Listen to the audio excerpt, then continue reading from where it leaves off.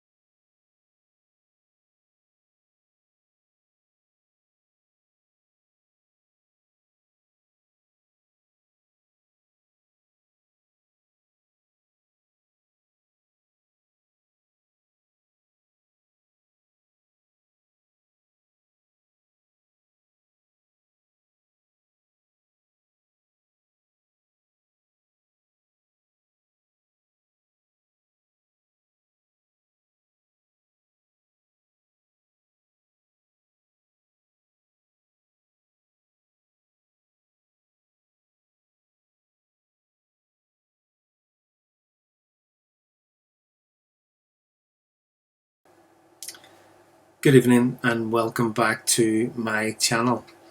This week I took myself out on a KTM 790 adventure bike. Didn't really know what I was expecting. Have heard people saying that it was a bit of a mad bike, but I should definitely give it a go. So decided that's exactly what I was going to do this week.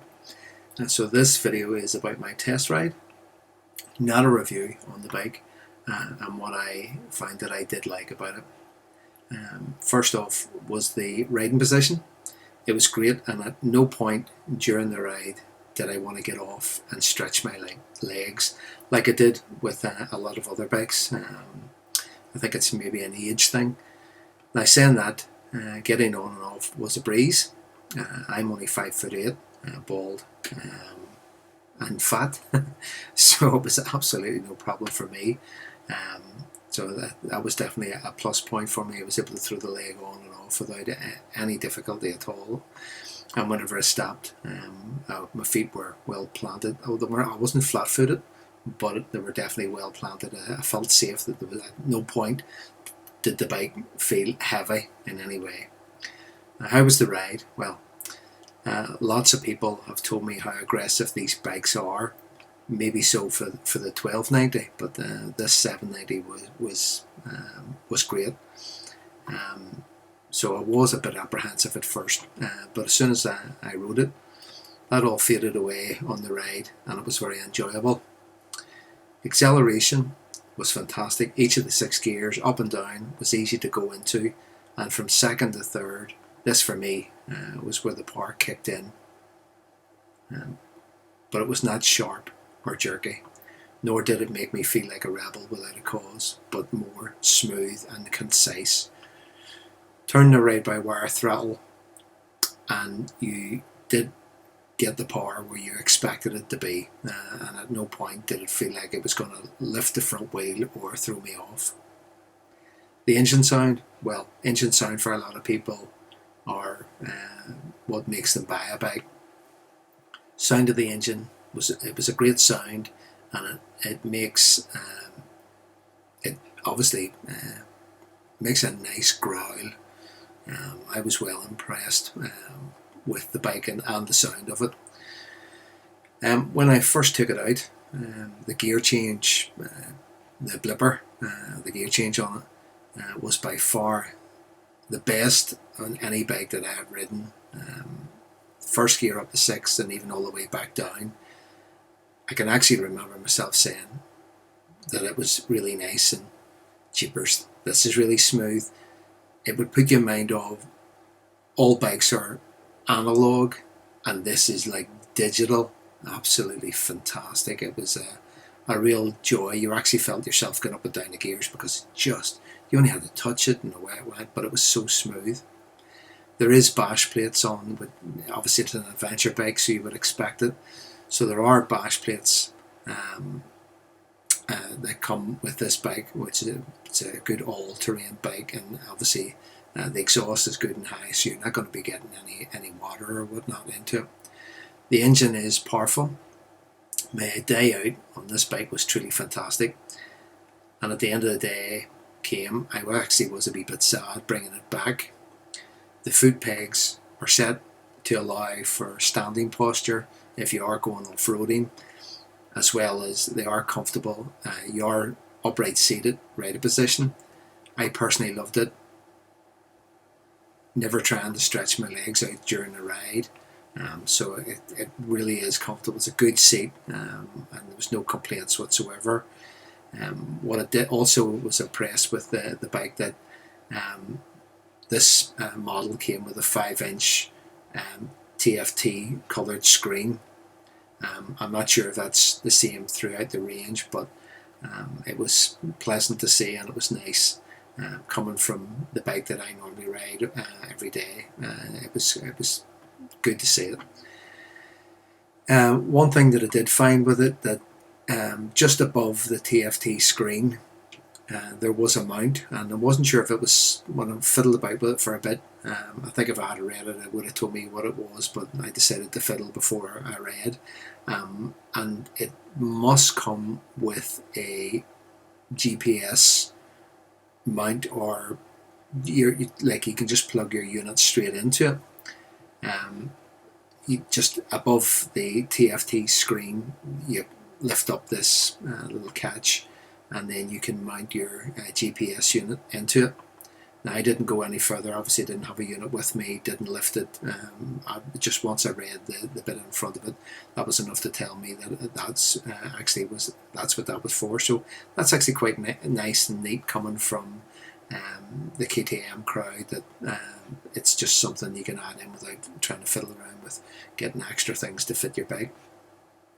The fuel tank is absolutely fantastic. It gives a good 250 mile range, so obviously good for an adventure bike, but my chances of doing adventure riding are probably very slim, so everything I do is road. I love the shape of an adventure bike, but I'm certainly not going to try it with a big heavy bike. This bike was nice and light, and very flickable. You would have had no problem taking this off-road and putting it through its paces if you were in that sort of mindset. Another thing that I did find was the mud guards were set very high. Now, I was out on a very dirty day. It was wet, it was very overcast and very murky, so I was getting lots of dirt being kicked up around me, and I noticed that all my gear was very dirty by the end of the day. So I don't think the mud guards were set for they're really set for like what a sports bike would be. The lighting, rear lighting and front lighting is all LED, so you get your maximum visibility. The tail light was tucked in at the back, which I noticed that actually would be a nice thing, that you wouldn't be dropping something off the back, and it would, if the bike fell over, it probably wouldn't get damaged. So that was quite nice. Although it was small, it was very bright. So having LED lights at the front was fantastic. And I think there's not the lighting system on as it gets dark. The lights then automatically come on, so you have the likes of your DRLs, and then you have your headlight, and then on your button on your right hand side, or your left hand side, same as other bikes, you have your main beam. Now the bike had blackout rims with polished spokes on it. They are a 21-inch front wheel and an 18-inch rear wheel. Now a lot of people would say the 21-inch wheel could be a bit wobbly while it was on the road, but at no point did I think that a 21-inch wheel was very shaky. If anything, you were very planted on the bike, very planted on the road, and it went where you wanted it to go. There was absolutely no difference whatsoever. So I don't know why other people found that the bike did make a difference, but it definitely didn't with me. Now I wasn't pushing it to the limit. I was just out having a leisurely drive, enjoying it, doing what you would normally do on a bike. So I mean, I did love it. And when it did stop, I noticed that the front brakes on it, it's a dual disc system that's on it, and they're 320mm. It's a 4-piston caliper, and on the rear it's 216mm with a 2-piston floating caliper. It is of course a parallel twin. The power on the bike is 95 horsepower, which is about 70 kilowatts, and your transmission, as I said, was a 6-speed. It's liquid cooled, and I suppose that one of the final things is that their top speed, I think, is in around 130, and if you were sitting at 130 this here, you would be absolutely mental. So hopefully that gives you my little insight into what I thought I liked about the KTM 790 Adventure. It's definitely a bike. If I didn't already have an adventure bike, it's certainly one that I would definitely consider buying. So thank you very much for watching the video, and if you liked it, subscribe and don't forget to like it and share. Thank you very much.